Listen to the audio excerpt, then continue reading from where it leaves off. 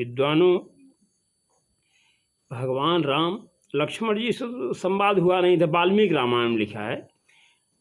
तुलसीदास भगवान ने तो परशुराम लक्ष्मण संवाद कराया है, लेकिन केवल राम से बात किया है, क्योंकि खूब गहन अध्ययन करिए वाल्मीकि रामायण का, मैं थोड़ा इशारा कर दूंगा। तो परशुराम ने केवल वैष्णव, देखिए दो, विश्वकर्मा ने दो धनुष बनाया था, एक शिव के लिए जिससे त्रिपुरासुर का नाश किया था, एक विष्णु को दिया था। तो विष्णु ने जमदग्नि के पिता ऋचिक को दिया, ऋचिक से जमदग्नि पाए, जमदग्नि से परशुराम पाए। अब परशुराम जी ने उसी धनुष को भगवान राम को दिया, अपने वैष्णव तेज, क्योंकि भगवान परशुराम खुद अवतारी थे, राम के अंश थे। तो भगवान ने उनसे धनुष भी लिया, उनका तेज भी खींच लिया अपने में, अपने परशुराम चले गए।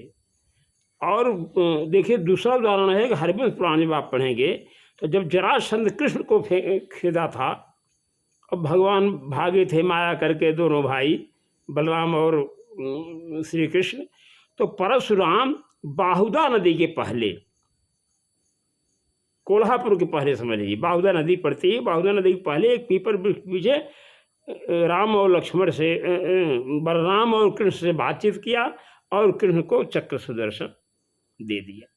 फिर बाहुदा नदी को पार करके परशुराम जी अपने आश्रम चले गए बॉम्बे, और भगवान कृष्ण चले गए द्वारका। ये कथानक है। अब आप देखिए इसके लिए प्रमाण देखिए, दूत जो है जब धनुष टूट गया तो दूत 3 दिन रास्ते में रुक कर चौथे दिन पहुँचे, और दशरथ जी 4 दिन रात बिता करके 5वें दिन पहुँचे, और बारात भी 4 दिन रुक कर के 5 दिन पहुँची जब वापसी गई। तो प्रमाण में देखिए कि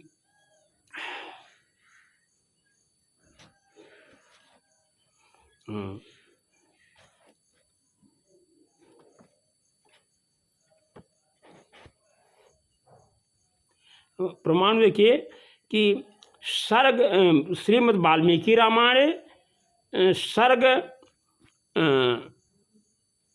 68वां श्लोक 1, जनकेन समादिष्ठा दूतास्ते क्लांत वाहना तीरात्रम विशदा मार्गी तीयोध्याम प्राविशन पुरीम। राजा जनक की आज्ञा पाकर उनके दूत अयोध्या के लिए प्रस्तुत हुए। रास्ते में वाहनों के थक जाने के कारण 3 रात विश्राम करके चौथे दिन वह अयोध्यापुरी में पहुंचे थे। एक उदाहरण। अब दूसरा देखिए 4 दिन, क्योंकि वो तो दूत रथ से आए थे इसलिए 1 दिन समय कम लगा, और दशरथ को जाने में 4 दिन लगे थे, क्योंकि चतुरंगिणी सेना पैदल भी थी तो 1 दिन ज़्यादा लगा।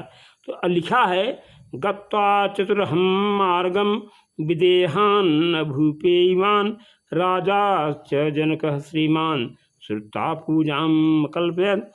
4 दिन का मार्ग तय करके वह सब लोग विदेह देश में जा पहुँचे। उनके आगमन का समाचार सुनकर श्रीमान राजा जनक ने स्वागत सत्कार की तैयारी की। देखिए दो मिल गया।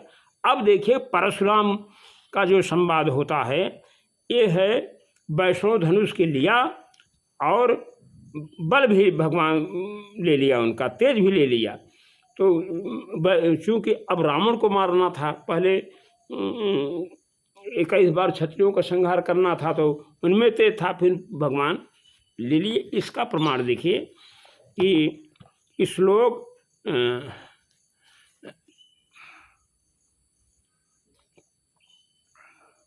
76वां सर्ग श्लोक 4-11 श्रीमद् वाल्मीकि रामायण